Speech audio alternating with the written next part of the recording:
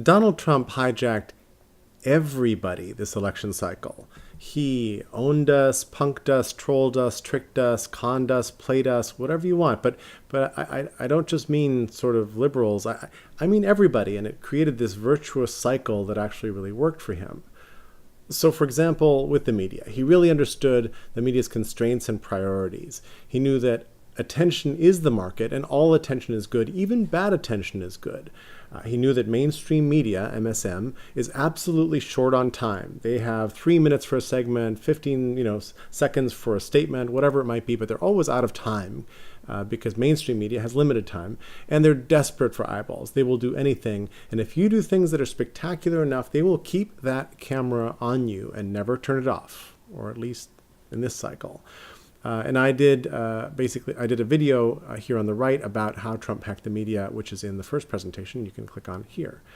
So Twitter turned out to be perfect for Trump, absolutely perfect. And I don't think that Trump reads anybody else's tweets, and I'm not sure he uses a computer. I think he just tweets out, and with 140 characters, he can own the next news cycle.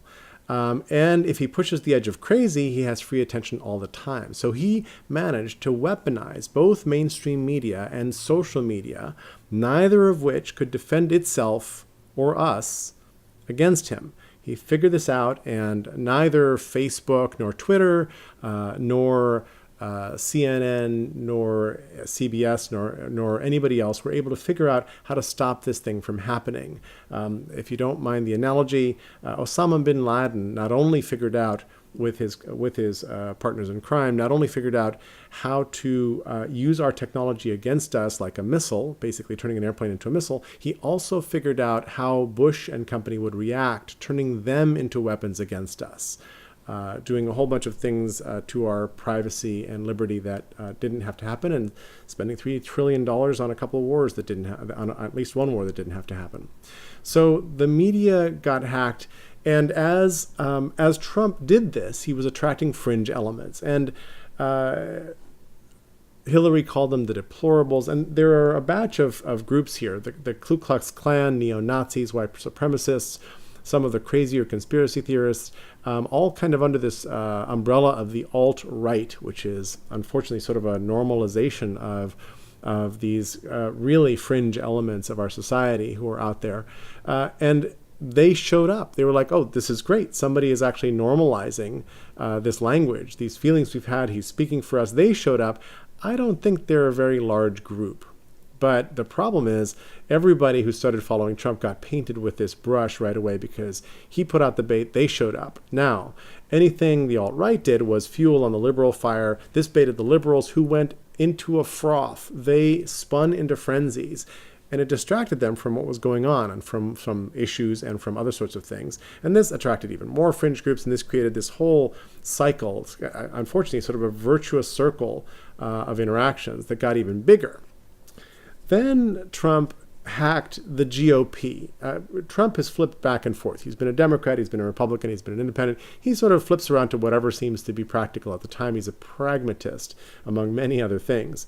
And the GOP had for 30 plus years, since the Goldwater loss, the GOP had been building up think tanks and an echo chamber, and they'd been gerrymandering districts so that the House of Representatives was basically safe, so that most districts would be solidly Republican. Only problem then is, once you've done that, then your candidates are worried about the primary, not the election, because the district is safe for your party, and that means that extremists come in and do weird things. We saw that happen in the Tea Party, and then we saw it play out even worse at this point because Trump won primary after primary. The GOP spent 30 years demonizing the Clintons and liberalism and socialism and most recently Obama. They figured out how a media echo chamber works, echoing stories between Fox News and alt-right bloggers and Twitter and a bunch of other things. And then the GOP also doubled down on anti-intellectualism, basically denying science, weakening facts overall. It became the party of no. It had every instinct. It had no desire to let Democrats win any battles, so they basically stonewalled as much as they could, and somehow they didn't fuss much when the alt-right showed up. That sort of meant, all of this meant that they couldn't shake Trump, and he ate them. I went into more details about some of the background here in the they reaped what they sowed in the previous presentation. So it looks like this. I talked about the conservative echo chamber. I talked about the scorched earth strategy that came about from the Republican Revolution around 1994. In the Clinton midterm elections when Gingrich became Speaker of the House, and they basically said, there is no more cooperation from here forward. You're staying on message or you get no money for your primaries, things like that. This left us kind of in a post-factual world, which is kind of weird. And then he basically hijacked the liberals. This ability to just type at 140, if he tweeted at 3 a.m. in the morning, it ate another news cycle. People went crazy. So we went ballistic at every provocation. We're so certain of victory that liberals were not thinking or really listening. And in particular, and I think this really matters, liberals didn't really address the pain across the Rust Belt, which exists in lots of other places, but it was really pronounced in the Rust Belt. Hillary didn't go there, etc. So there's this real painful irony that the left was delighting during the debates at how Donald would always take Hillary's bait. About the Miss Universe contestant, about this, about that. And here are some of the political cartoons that came out right after those events. Look, Trump is too easily baited. He's baited. You know what? He was baiting everybody the entire time. And I think for him, it was a little bit like he brought a gun to a knife fight. And he did horrible things. I'm not trying to pretty him up, but I'm just saying that he understood the media environment better than anybody else did, and he knew that this was going to work. In fact, you could argue that this strategy was Trump's only path to the election. Was he going to study policy papers and learn all the presidents and capitals of all the countries? He hates studying. Was he going to win a legitimate debate against Ted Cruz, who was a debate champion at Harvard? Not really. The only way he was going to make it through was by blowing up the process and doing all the hijacking I just talked about. This process, in fact, choosing this path, horrible though it is, turned his liabilities into his assets. There is all sorts of nice record of video and articles and research and lawsuits, 4,000 odd lawsuits about sexual abuse, his egocentrism and fragile ego, greed, tiny hands, shady dealings, bigotry. All of that became his assets because when liberals attacked those things and when the media attacked those things, his backers just said, right, gotcha. In fact, you could argue, and I'm sort of projecting here, and I don't know where he falls on the this is all accidental scale, but he kind of made a cartoon of himself. If you think about it, his hair, his too tan face with kind of the orangey glow, which led to a supreme, wonderful number of nicknames that apparently now we're going to get to use for a while.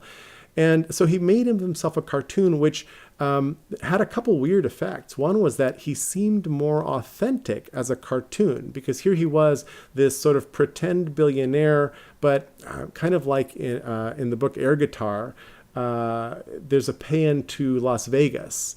Dave Hickey, formerly of the Rolling Stone, the first chapter of Air Guitar is like, Las Vegas is the only authentic city in America. And he kind of goes down that path. So this allowed Trump to look kind of authentic and also projectable. And if you look at Scott McCloud's book, Understanding Comics, cartoon characters are really easy to project onto yourself, for you to project what you believe onto them.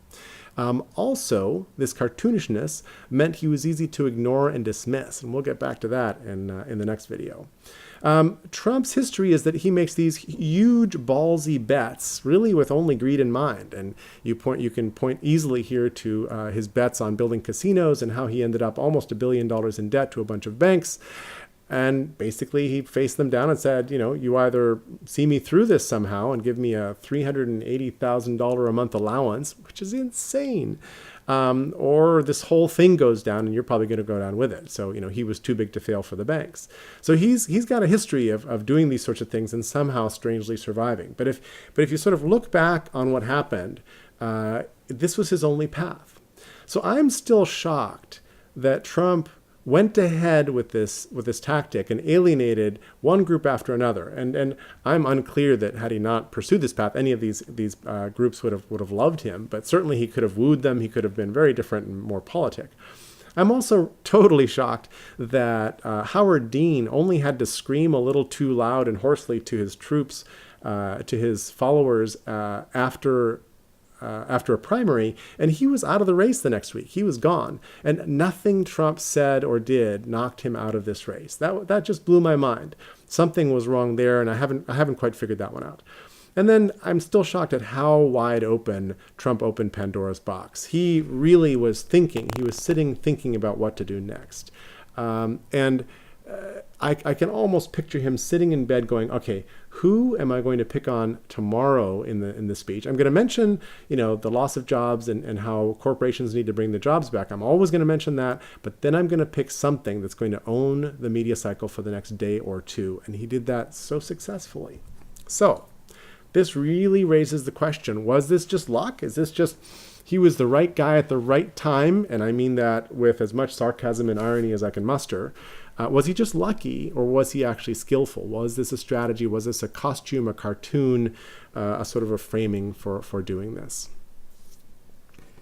If you look at it, it's I tend toward he's smarter than he looks.